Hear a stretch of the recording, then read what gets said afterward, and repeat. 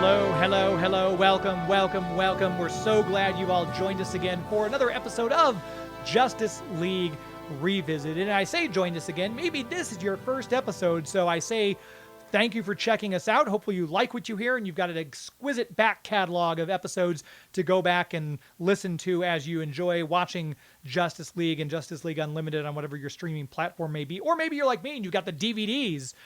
Then you can go back and enjoy those as well.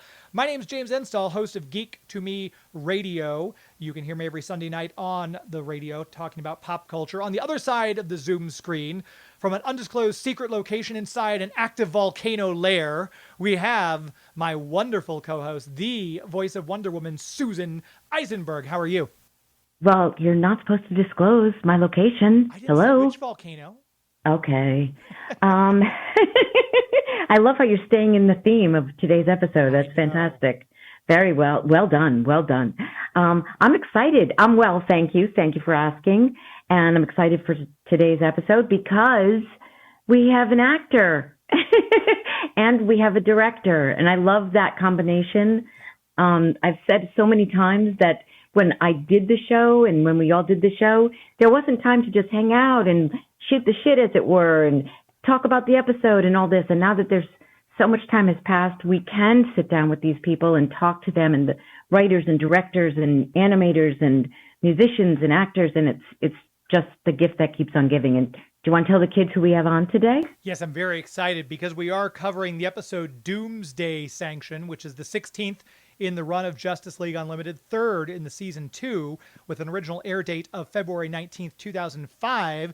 We have Superman himself, George Newbern, joining us, and the episode's director, the great Dan Riba. It's a great combination. It is a great combination. I just want to point out, if you just heard a dog drinking from a water bowl over the, I don't know if you heard that, but Oliver just came in the room and was very thirsty, and he just had some water. So I just want to, if you're like, oh, that sounds weird, what was that? That's Oliver drinking water from his water bowl. And scene. Great cover, Susan. Thank you. I don't want anyone to know that I'm actually recording this from my bathtub. Thank you for that. That's a good cover. And you owe me. So, yes, try to get that image out of your mind. I didn't hear it, but I love Ollie. So anytime he makes an appearance on the podcast, that's great. Yeah, it's a good thing. And so we told them what we're doing. We told them what episode we're revisiting today and who's doing it with us. So should we go get them in the green room? We should. Gary, would you please go and grab George and Dan? What should we say? But don't grab them, Gary. Just no. Please. Yes, you have to be very. He's literal, James. You have to be very careful. Would you okay. Please retrieve them from the green room, Gary? Thank you. There he goes. It's been hit or miss with Gary lately. It has. But you know what? No, after that big debacle, it's been better. It's been better. I just want to say once Chuck gets back from Aruba, then we'll have to swap him out again for a little bit. Oh, yes. Hey, thank you, Gary. Okay, yep, sit right there and buckle yourselves in. We are broadcasting this one live from the Justice League Javelin. So we're trusting Gary. He says he's got pilot experience. We'll see how he does with this baby. I don't really trust him because I saw him drive on the way over here and he almost hit a fire hydrant. But we'll see. He says he's a licensed pilot. Okay, yeah, sit right. Yeah, you might want to put the all the way the straps go all the way across, just like at a roller coaster, all the way through the chest. Yes. Okay, perfect. Everyone's seated. Here we go. So, joining us here on the show, we've got Superman himself, George Newbern, with us. Thank you very much for coming on. Yay, good to see you. And of course, the director of the episode, superstar Dan Riba, fresh off his Planet Comic Con appearance. Dan, thanks for joining us as well. Yay! My pleasure. You know, Dan, we do need the applause. I'm glad you did that for George because I've said since day one we need the applause. You have a little sound effects in there. Just that's easy to do. Mr. Fancy reading audiobooks guy says, right? That's right. He's got it all set up, so he knows. But thank you guys for doing this. Thank you for joining us. Thank you so much. This is a great episode. So much to talk about. We'll start with, because we haven't had George on for a little bit. George, upon reviewing this one again, what were your initial thoughts? You know, several things, and I guess my big question, maybe even Dan knows this, is the animation style a little different from the original Justice League, isn't it? That was still Bruce? Yeah. Was Bruce Timm still the... okay. Absolutely. It looked a little different to me. Am I wrong? Stylistically, it seemed just a little sharper or something, kind of a little... I don't know, a little different, but I liked it. I thought it was amazing. I know what you mean, but I think we were using the studio, maybe. It might be that. Okay. It's possible, because I know after... Well, I thought it looked a little different, but I'll tell you, I really... and I don't go back and watch them often enough, but when I do sit down and just watch a whole one beginning to end, I'm like, God dang, you guys really calibrated the tension and the drama so well in those episodes. And Superman's a lot in those, but Superman doesn't. Sometimes he's in the background. He doesn't talk a lot. This one, I felt like he had a lot of meat. There's a lot of stuff to do, and I really loved. I love the story. I love the beat at the end with Batman and the Lex Luthor turning the camera and blah blah blah. I love that. I just thought it was a kind of a little bit for everyone. A little action, a little intrigue. I like Doomsday. That guy, my God. Doomsday is great. The sound effect on that guy's voice is like, I wish I could walk around with that effect all day. I'd like a gallon of milk. No, I noticed the origin's a little bit different because obviously I was in high school when the comic book came out, and we find out later on, thanks to Dan Jurgens, he's a Kryptonian origin. But this was in the story that you guys did, Dan. He was an Cadmus-based creature. They stole his DNA, they created him, and everything like that. So a slight difference, but still that just innate hate for Superman, which I liked. It was the same, but not. Mm-hmm. No, I had to do my usual. Did not like Superman. No, and I had to do my usual You had to save me. You had to save me again, didn't you? Yeah, thanks. Appreciate it. Yeah, and I did, and I saved your ass on this one, George. And I'm glad you're bringing that up because I have it on my notes, and I do want to say, Trinity. You did. You fully saved him. He was like knees down on top of that volcano. Right. The lava was coming around him. You like swoop right there. At first, I thought it was a hawk girl, honestly, but then it was not. It was you. Oh, that hurts. I just saw a little wing. I'm like, wait, is that? It is Wonder Woman. So. Well, it's funny because in the comics he was created to kill Superman. The whole death of Superman thing. Doomsday was the guy that did it. And so we never did that on our show, but we came close enough times to sort of imply this could happen. So the audience it's like fake out for the audience to go, this is the guy that's going to kill Superman, and we're going to do a whole, but we didn't do that. So I love how Superman whips out the alternate universe ray. I said, well, don't make me do it. I'm going to have to do it. Last chance. All right, here we go. See ya. Boop. Yeah. I also love that he's stuck in this big giant block of this hardened lava. What was that? It was lava. It's like in this big giant hardened rock that he's just over. And I can't get out of this. There's a callback to the Mad Magazine Superman and Captain Marvel's fight where they put him in a big block of steel at the end with his little head exposed. And so that was kind of a callback. Mad Magazine callback. That's something for my youth. Right, I love that. God, man. So, and I designed that. I'm so proud that we used the exact same Phantom Zone projector that I designed from the old show a million years ago. So my design got lots of usage through the years. I love it. I love it. Yeah, that was cool. I don't mean to sound like a weirdo. I don't mean to sound like a weirdo, but I was thinking, like, if I had the Phantom Zone projector, who would I send into the Phantom Zone? And the list got pretty long, so we'll just leave it at that. You three would all be safe, obviously. You're all safe. Thank you. Of course.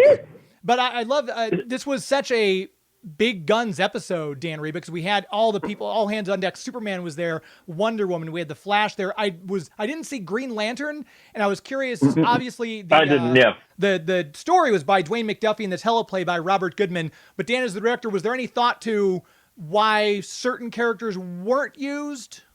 No, I can't tell you. You'd have to ask Bob if he knew, or people in the writing room when they came up with it.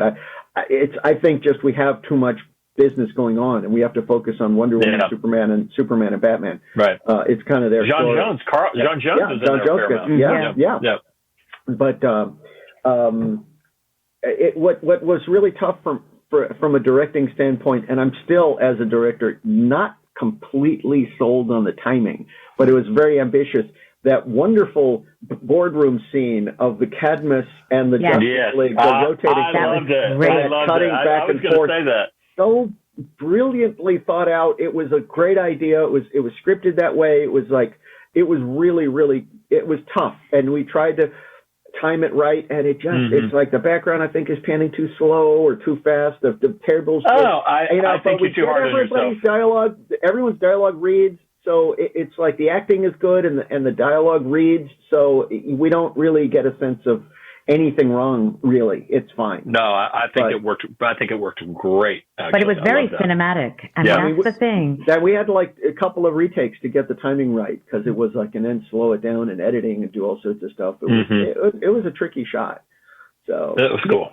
Yeah, I have a note on it because I was just like, wow, that is so cool with the going back and forth. It's so Scorsese-like. Right. Can you guys really know the story, like the whole Bible of Justice League a little deeper than I do, but Cadmus, clue me on, what is a Cadmus history? The woman at the beginning, she's like, we can't afford it. What's the history of that group? Yeah. Well, we changed it a bit in our world because we made it the secret government. It's their cloning project that Amanda Waller has started in order to clone heroes, so it's a cabal of scientists that help do this. Okay. And in the comics, it was created by Jack Kirby, and it was alien origin. It was like a part of the whole dark side, and it was it was a different thing there, but it's similar. They did similar things, but it was of alien origin. Okay. Interesting how the military guy wouldn't. Go ahead. Every time I hear Jack Kirby's name now, I think of JM. We had JM DeMatteis on a couple of weeks ago, and he did the most beautiful. He was talking about Jack Kirby and what he created in the universe, and it was so eloquent. And it really, I just sat there listening to him talk about Jack Kirby, and it was beautiful because I knew so little about Jack, and I just know his vacuum cleaners. That's all I know. The Skirball recently had an exhibit that ran like about 9 months, 10 months. It just ended last month. Yeah. And it was extraordinary. It was the best Kirby exhibit that I'd seen, and I've seen a few, and I've seen some good ones. But this was so comprehensive, and they had his costumes and stuff that he designed for film. And they had like a whole X-Men comic that he did every page, the original on the wall. Wow. They had his army uniform, which was so cool because he would talk about that because it formed him so much. Yes. So much of his.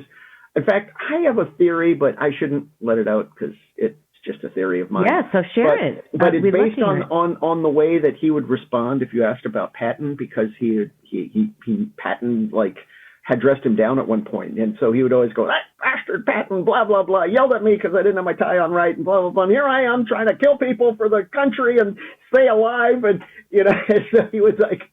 And I kind of feel like when I look at Darkseid, and I see that shiny helmet, and there's scenes of Darkseid like dressing down the Forever People, and I'm like, this is just the way that Jack described Patton.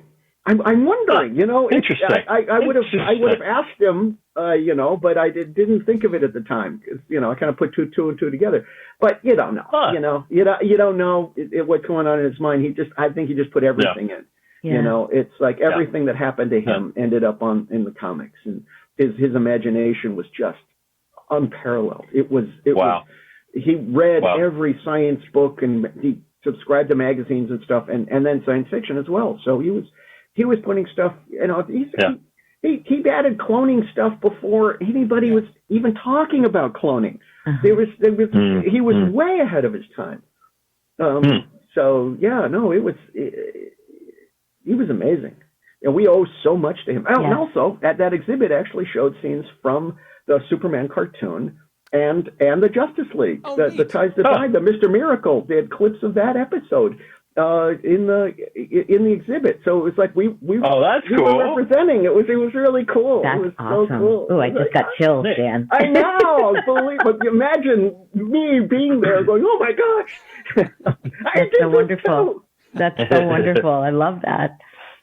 We should mention we've talked about the people behind the scenes, the cast on this. Obviously, our Justice League, we have got Kevin Conroy as Batman, Susan Eisenberg as Wonder Woman, George Newbern as Superman. We have Carl Lumley as John Jones, Michael Rosenbaum as the Flash, and then we've got the villains. We have no other voice. I mean, as much as I love Viola Davis, CCH Pounder is always the voice I hear for Amanda Waller when I read the comic book. Yep, that's great. And I know George mentioned the Doomsday voice, Michael J. White. We had the great J.K. Simmons as General Eiling, Armin Shimmerman as Dr. Milo, Robert Foxworth as Professor Hamilton, and Juliet Landau as Tala. Susan, make a note of the timestamp, because I'm going to take this chance to tell you that both Armin Shimmerman and Juliet Landau, Dr. Milo and Tala, were in Buffy the Vampire Slayer.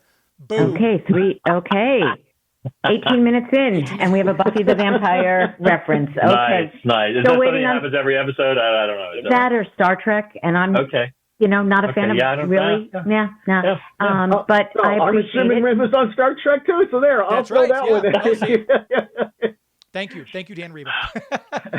So when you guys are in the booth with all these people, I know this isn't the most crowded casting ensemble you guys have had comparatively, but it is a very fully stacked room. So we'll start with George. Do you remember any specific recollections of being in the room with some of these people at the time of this recording, or another one?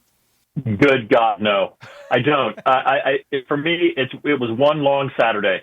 For Justice League Unlimited especially, I didn't do every episode, but the ones that I was in, there were so many famous, cool people. I don't remember specifically which episode I was there when they were sitting with me, but I mean, Mark Hamill and J.K. Simmons and several people who have passed. Anyway, but many sort of greats. I don't this specific episode. I don't remember honestly when we recorded it. It got melded into all the other ones to me. Same here. Same here. It's weird because it's like, we worked with Michael J. White later on, and he did more for us. But but I didn't exactly. I'd forgotten that he was our Doomsday. That's how it was like. But we'd worked with him a lot more. So I do remember other recordings with him. So Susan, do you have any recollections of anyone? When I read J.K. Simmons, I was like, really? Because I can't imagine I would have lost it if I was in the room. Like I would have been so giddy. And I don't recall being in the room with him, although I must have been, right? Because we were all together, and except for Kevin, who was still, like doing New York, LA, New York, LA, New York. We were all together most of the time. And I will say, like, some of these lines are harder than you'd think. It's like when you have some meaty dialogue to say, it's so much easier than, "Are you okay?" Yeah. Batman, come in. Yeah. And, you just get told by Andrea, no, there's like lava spewing around. You've got to volume. That's when you need a voice director to tell you, like, speak up because you're not in a room together. It's not intimate. You're saving humanity from a volcano. But some of those lines are always a little more challenging, I think, rather than like saying like real dialogue. But that's what I remember, having to say those lines. But I don't remember J.K. Simmons. I'm a little disappointed in myself, frankly. Yeah, me too. I kind of remember him talking about, and he's done a couple of shows, so but I do remember him mentioning being an M&M. So we talked about that. And what? M&M? And what? The M&M commercials. He's one of the M&Ms. Oh, right. That's right. Yeah. And Richard Horvitz is one of the M&Ms. No, he's Fruit of the Loom. Sorry. It was, Billy West is one of the other ones. Yeah. Not to brag, George, but I did do a Fruit of the Loom commercial back in the day. But it was the voiceover. Yes. Oh, one day, George, we'll talk about my commercial career, which... Listen, I'll take it. I'd love to have any conversation. Oh, my good God. It's funny. It struck me in this episode, do we ever see Batman out of his bat suit? He was on the hospital. I don't ever remember seeing him out of his bat suit. Yeah, we did. Thanagarian Invasion. They had to go undercover. Okay. So everybody took off their suits. Yeah. Maid of Honor. Maid of Honor. It's unsettling to see him without his clothes on. I find it unsettling to see them all beaten up and with it's like a neck brace. Oh, he's grouchy, man. He was extra grouchy in this one. I think he would just weather through it. Yeah. He's so tough. As I said to James before you guys joined us, my God, the writing for him is so no wonder he is because he gets written for more than any of the characters. Yeah, he really does. Famous. Yeah, he does. And the way he's written, it's what did you call him, James? I think I said he's like James Bond in a cape. Yeah. He is. Yeah. In fact, that's what we did for Maid of Honor. Is essentially that was our James Bond episode. Yeah. So, I mean, it's just stunning how fabulous he's written, and I mean, and then you have Kevin embodying that so completely. Yeah. It's really great. It's great. It's great. Yeah. And then George and I are off getting electrocuted. Whatever. Listen, I find it sometimes more challenging to do more with less. You have a grunt or a scream, and you have to really sort of, really sell it. You have to sell it. Sell it. Really nail it. Well, what's funny, by the way, we're talking about CCH Pounder as Amanda Waller, and Dwayne, I remember telling me how crazy it was that she barely read the material before the show. She didn't understand anything. She didn't even want to understand it. She just came into the room and it was sort of this is what's happening. And that was the performance she gave. Wow. With Andrea's okay, the read through, getting it, and she gets it, and she just nails it. Wow. Better than anyone. I do remember meeting her. Better than anyone's ever done the character, as far as I'm concerned. She's nailed it, and she owns it. And it was and she's just okay, fine, see ya. It's just oh my gosh. Mm-hmm. She's extraordinary as that character, and I love the scenes with her and Kevin. I love them. I just love the bathroom for crying out loud. How intrusive! Handing her the towel. Hey, what are you doing in here? I know, and I loved when she picked up the special president's phone, and it's him on the other line. I mean, I just love that. Of course he has the number. Yeah. Of course he goes through. Yeah. So brilliant. That's one of the opening of Batman in Amanda's bathroom. You see the cameras shutting off behind her as she's walking through, so you know what's coming. But I'm reminded, and Dan, hopefully you're there with me, Dan, the cover of Suicide Squad number 10 that John Ostrander wrote. It's basically Amanda Waller got Batman up against the wall, poking him in the chest on an all-white cover, 1988. I don't know if you recall that image or not. Yeah. But that's exactly what it reminded me of, because those two are face-to-face and just going at it. And they're as physical as Batman is, Amanda Waller just matches him with willpower, and I love that dynamic. It was drawn so well. It was voiced so well. I love that scene. That's a thing, that we weren't adapting the comics directly. We weren't doing that. But we got the gist of the characters so well that it told stories with those same dynamics that was came from the comics. So people who knew the comics really got the show. I mean, and that was it was kind of a bonus for those people that were fans of the comics. Right, like you, James, when you were watching on DVD. Yeah, I'm always like that Leonardo DiCaprio meme. It's me pointing at the screen, going, oh. It's just every episode there's something like that. And I'm wondering, the comic book wise, George, I know you weren't big into comic books, but I've witnessed you at conventions, people bringing you stuff, Superman stuff. Has anyone gifted you comic books? Do you remember anything like, Oh yeah, I just got two last con a couple of weeks ago. Where was I? I was in Las Vegas. Yeah, I got two sent to me, and they're usually the classic old ones. Oh, nice. Yeah, and I love them. I shouldn't say I wasn't into comics. I was into comics at a very narrow point in my life when I was at camp, between 2 years, every summer, because I was away from home, and that was my lifeline to it was self-soothing, comic books. But so it was, it wasn't superheroes as much. It was Superman and for some reason Richie Rich. I don't know why. Same. Richie Rich was funny to me, and then Archie. So I was big into the Archie comics, huge. Yeah, it's great. And then strange, Tales from the Crypt and weird stuff like that. Nice. I loved those. That was fun. Yeah, it was fun. My first subscription was and Mad Magazine. No, Mad Magazine and Cracked. Forget it. Yeah, right.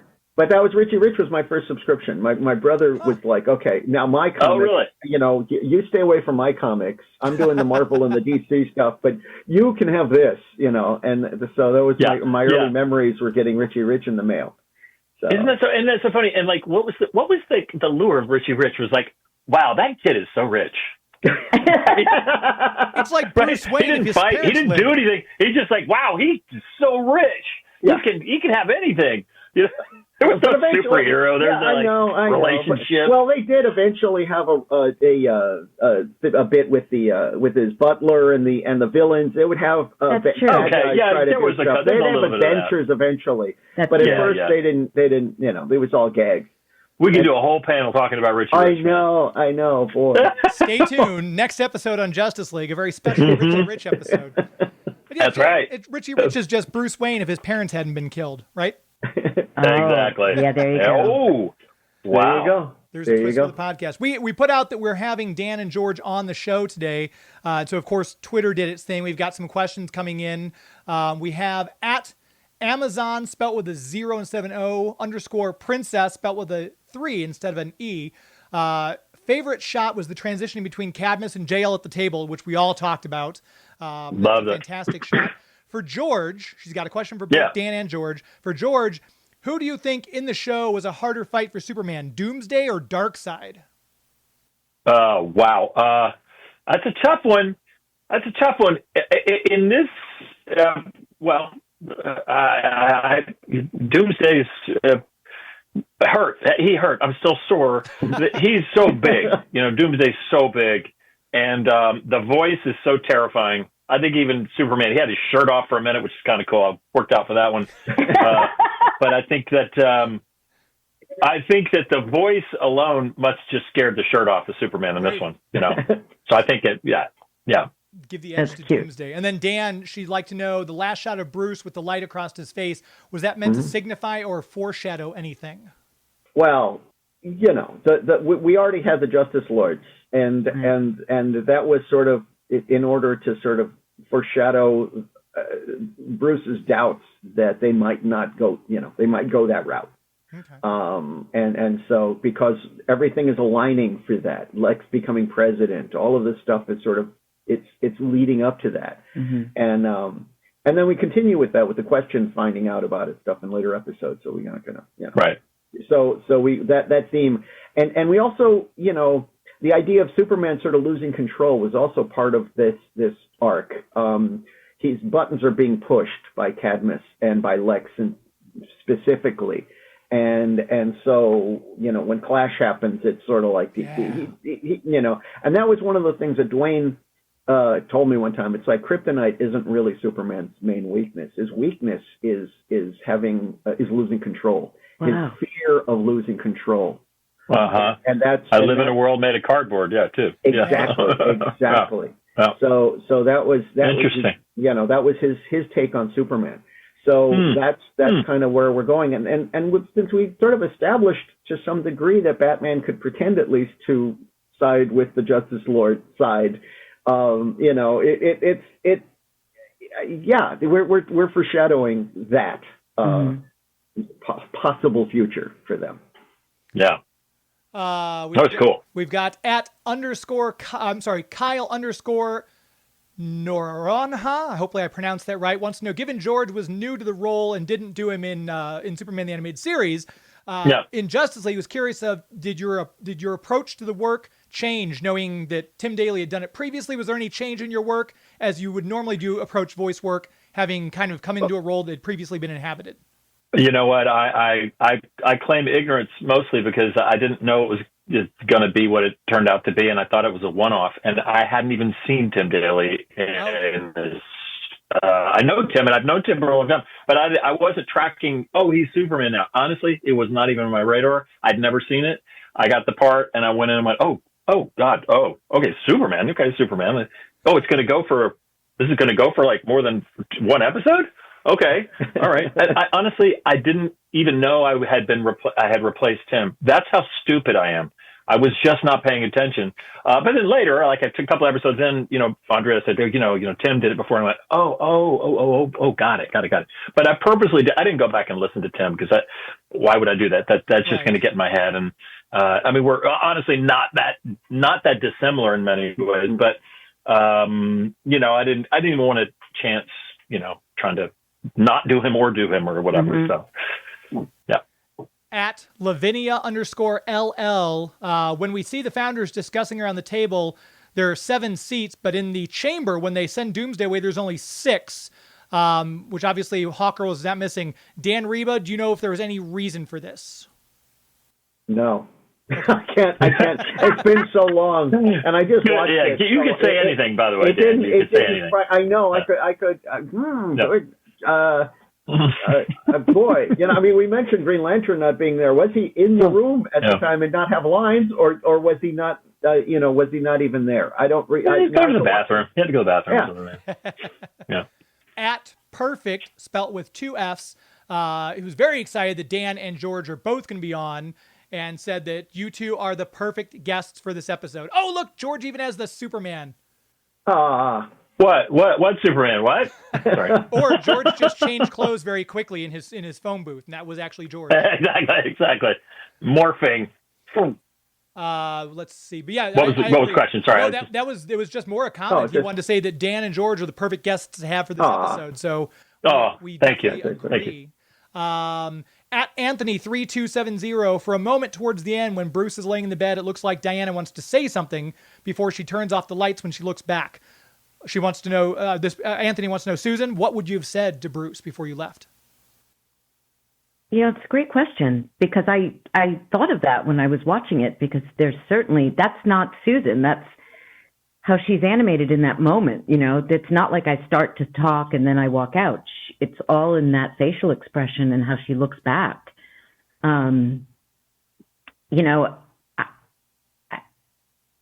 think she's like really caught between these 2 thoughts, between Superman and Batman.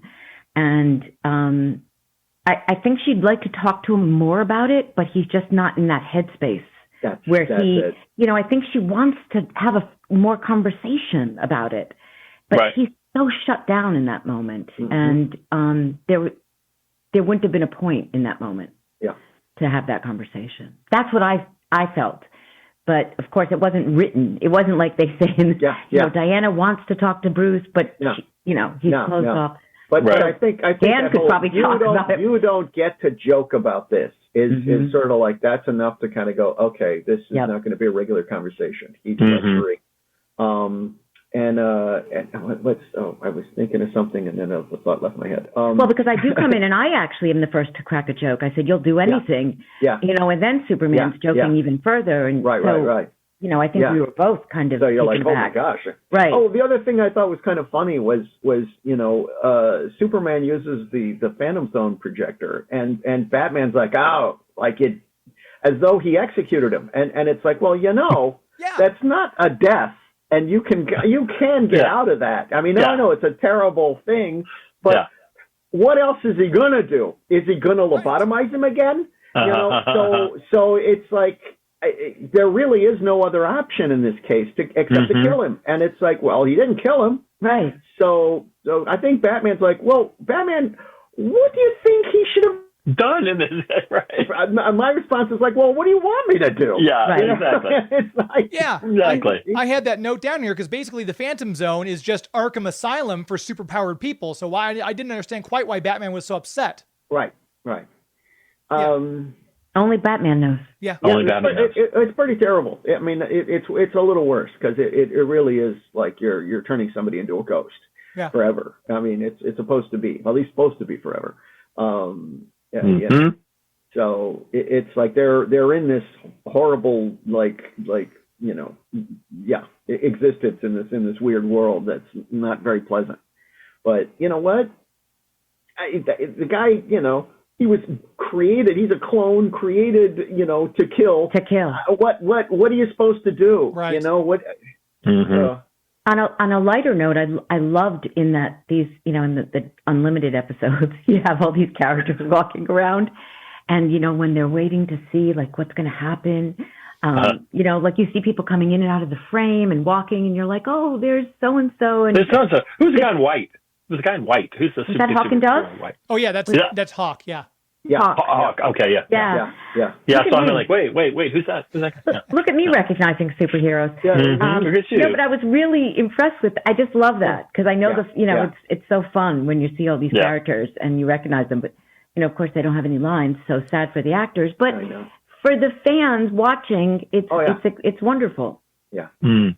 Yeah, just that scene in the Javelin Bay when Batman pushes past half the Justice Society to get to the Javelin, tells him to clear out, and he knocks past Booster Gold and Vibe in the hallway. It was really cool seeing so all cool. those. Yeah.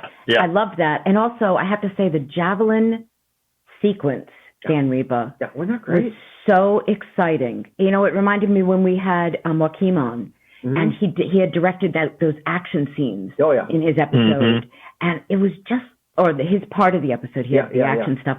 And it reminded me of that. Wow, you did a great job. I mean, that is just, it was riveting. It really was. It was really cool. That and just seeing like terrifying. Him in that, you know, in the Javelin and just all the efforts. And it was so good. I didn't quite understand why Doomsday didn't die in the volcano when he was tossed in there. Oh, because he's impervious to heat, just like Superman. I mean, the lava's not going to kill them. Oh, so that's why he has to like. The idea is like maybe if he gets buried deep enough that maybe he'll stay there. He won't be able to get out like quicksand. But it's lava. Well, Superman seemed to be swimming in the lava a little bit too, right? Yeah. They can. He doesn't burn up either, right? They can take the heat. I mean, his clothes did apparently, but he can take the heat. Yeah. So. George, if only you had really known that when we were doing the show. Imagine all the layers you could have brought to it. God. I mean, if I kind of thought he was getting burned up, but I guess he wasn't. So well, there you go. He is, but he can't. He doesn't really feel it that much. Yeah. It's kind of like he can get electrocuted. It's like, It's like touching a hot stove. It's like, ow, it hurts. You're going to get a blister, but you're going to be all right. Yeah. Anyway. It's too bad Superman's shirt wasn't made of the same stuff that Doomsday's pants were made of, because Doomsday never lost his pants. But that's right. Well, I mean, this is the Chippendales version, you know. He didn't punch him a lot. He scratched him up from down under. It was damaged, from the fight. It's like Superman doesn't punch below the belt, so there you go. The pants were, right. I was just thinking that you said about the Javelin and the stuff. I started thinking about the Artemis, the thing that just took off to the moon. All the three guys together. It just flashed in my head how kind of cool that is. Sort of a throwback to our childhood when they went to the moon. It feels like it's been nothing happening since then. But exactly, NASA wise. Mm-hmm. Yeah, no, and President Obama, posted about it earlier, just saying how momentous it felt, and I mean, we were kind of all glued to it last night. Cool, charting it, and it was exciting. Yeah. James, do we have another question? Oh, we've got a couple more. I'll try to get through them here very quickly. Yeah, because we want to let these guys. We've got a brand new follower of the show. Welcome, Jose Maldonado Jr. wants to know, can you talk about the evolution of this arc with the Cadmus arc, and if there were any parallels at the time to the government at that time with the growth of Lex becoming president with George Bush and the war in Iraq? I feel like Stan kind of spoke about this once before, but without getting too political, Dan, was there, I know Lex ran for president in the comic books, but was there any kind of parallel to anything going on in the world at the time? Do you remember, Dan? Well, we did have a script called Patriot Act. Right. So, I mean, I remember. It wasn't a vacuum, Yeah. But it, but it wasn't. Dan, we had the TVs in the studio when the bombs started going off in Baghdad. Do you remember that, Susan?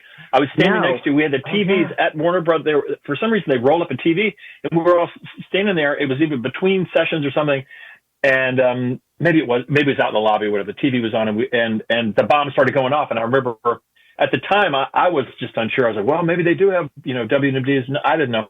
And I remember look on your faces, and you were like, this is the worst thing. We are in so much shit right now. And you were right. You were so right. Wow. But Dan, it has to have been affected you guys, because that was everything happening at the moment. Absolutely. In fact, what I love about our writers for that show, and Stan and you and all, like, you were aware, you were politically aware of what was happening, and you weren't afraid to put things into the script. I mean, it wasn't put it in a cartoon. Yes, exactly. Put him in a cartoon. I mean, that speaks to our writers. It does. Yeah. And what's nice about it also is it can be political without being indoctrination, without being so over the top. It's like you're taking from the headlines, you're taking from what's happening, but you're not actually you're not making it the focus of the story. No, it's a through line. A backdrop, yeah. It's a backdrop, and it doesn't come off. No. Well, it makes the show timeless still, and the things that really read and resonate because they're real. They're based on reality. They came from a real place, but it's not like you're completely rooted to that. Of course, the title. Oh my gosh! When the general is saying, she goes, "Stop that missile," and he goes, "I'm sorry, I can't." And I'm like, God, that's just like stupid ass Hegseth. My God, now one bad guy telling the other bad guy to stop, and the other bad guy goes, "No, I'm gonna be worse than you." And I'm gonna say, I was like, God. Anyway, sorry. Yeah. Well, timeless also because we keep repeating. You know what I mean? That's the thing. Yes. In the comics, it was there. Now it's there. It's like if there's one thing we can really count on in this country is that we're going to keep making stupid mistakes. We are going to keep making stupid mistakes. We keep doing it. It's like we just don't learn from our history, which is sad and pathetic. It is one of those things though that the show when you think about it, the show does resonate the time that it was made very well, because the first invasion in the very first episode of the old series, the Justice League episode, by the time the episode came back, we had 9/11 happen. That's right. So Kevin was concerned because we referred to the spot where the first Martian ship landed as Ground Zero. I remember and he really felt like he felt uncomfortable with that because he was in New York helping, he was, the first responder. So he felt kind of like maybe this is disrespectful, and we were going to change it. We couldn't find another way to phrase it that would make sense, and the Ground Zero is a generic term. It is what you call an event site. So we really we didn't lean into it though. I think it was just one news report where Sniper Carr mentions it. Sniper Carr, Jason Marsden. No, I think that's Jason and I always get them confused. By the way, the Marsdens. The Marsdens. I always get them confused. Like it's Jason. It's Marsden. He's James. Jason Marsden or same. How do you spell last name? Jason Marsden and then James Marsden. I think it's M-A. I think. Okay. Yeah. Anyway, the voiceover is Marsden, not Marsden. Yes. I think so. You know what, James? Have Gary go look it up. I will. Let's get this. Let's get this straight. Go take a look at that for me. Thank you. All right. He's gonna go. The intern's gonna go look it up. We have an intern. An intern. Nice. Good. Yeah. Sure. But no, I think that's to the point. Timeless writing, because that's the reason stuff like Justice League is still being adored by fans in different generations. I always go back to the Twilight Zone. I love that show. It was came out, almost a full 20 years before I was born, but those stories are timeless and they are political, but they're well told. Like Dan said, without the indoctrination, it's just, here's the tale. What do you think is the right thing? And that's the hallmark of good writing, in my opinion. Yeah. It's evergreen. There's no doubt. Those series, Justice League and Justice League Unlimited, even just specifically, they are evergreen, man. I feel like those are going to be around for a while. They will. I do. And I'm still getting requests for stuff from it. So crazy.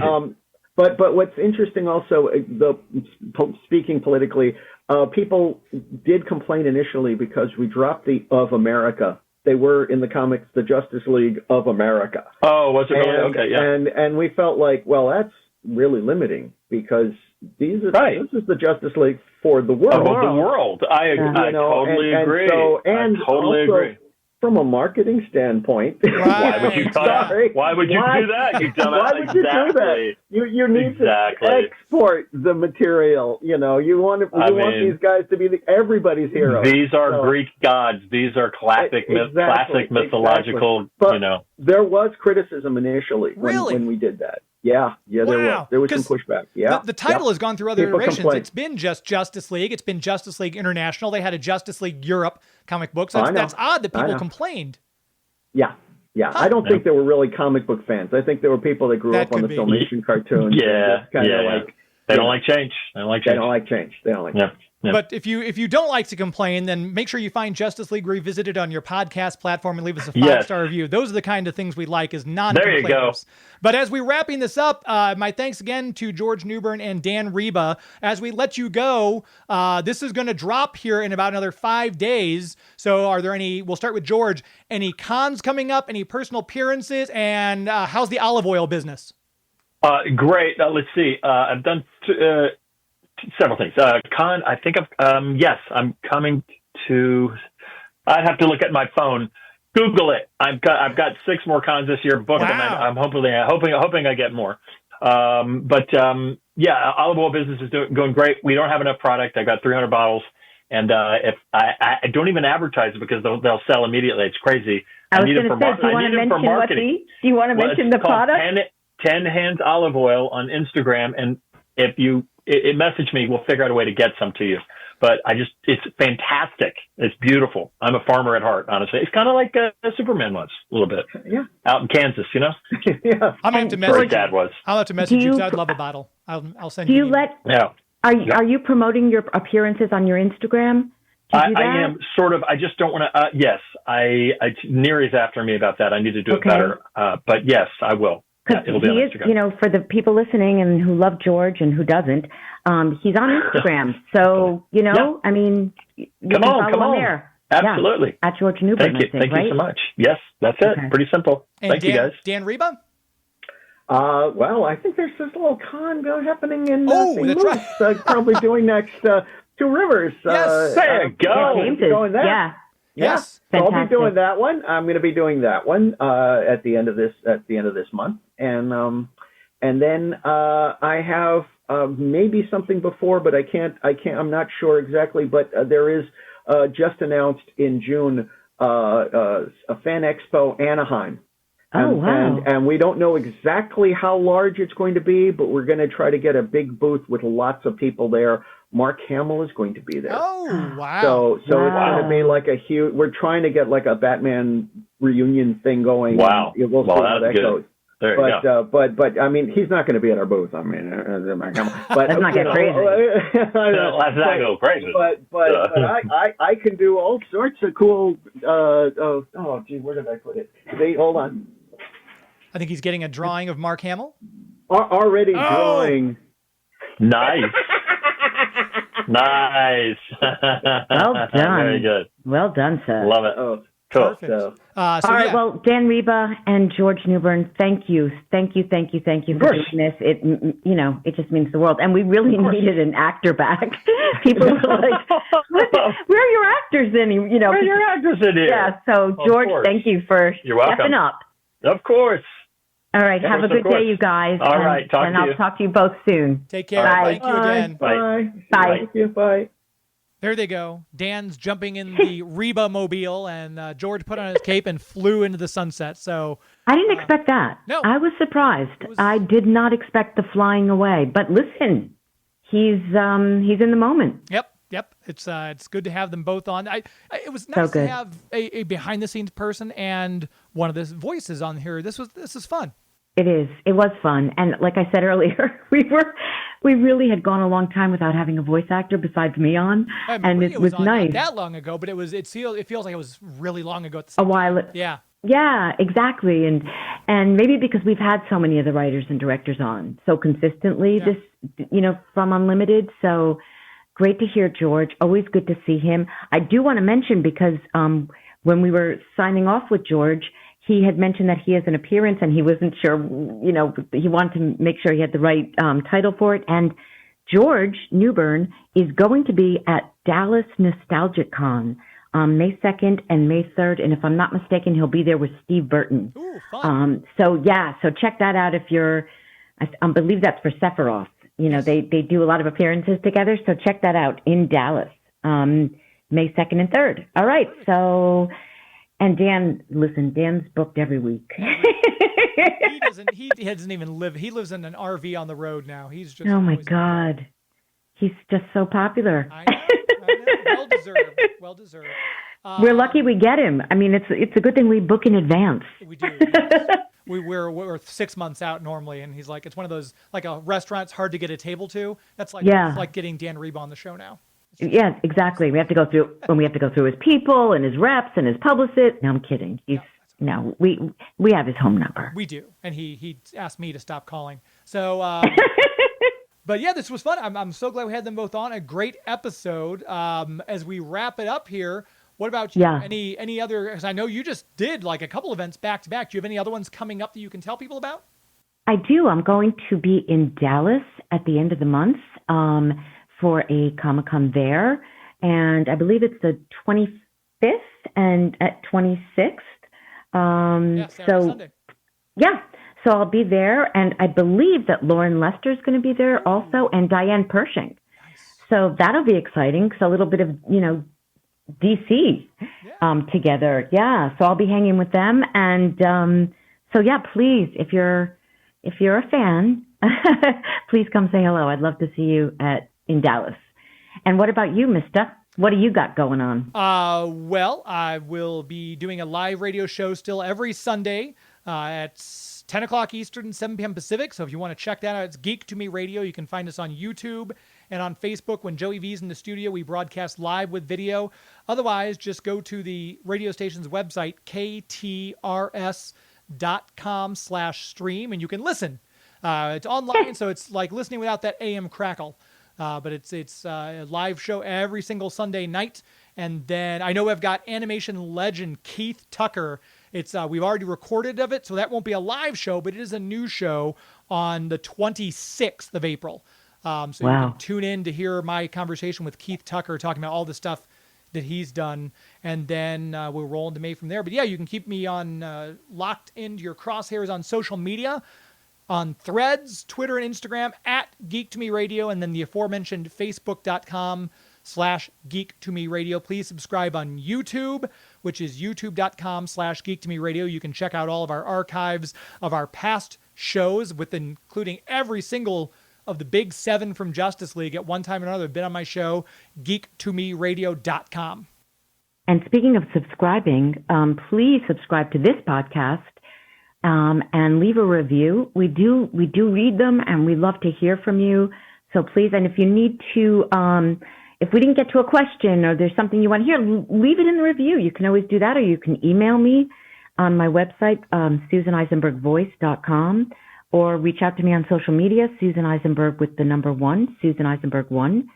And so that's how you can reach us. But we have a Patreon, which we're, working on all the time. So, if you support what we're doing here, and I know you do because you're listening, and we've heard such great feedback about the podcast, but help support it. Follow, subscribe, leave a review. It helps us enormously.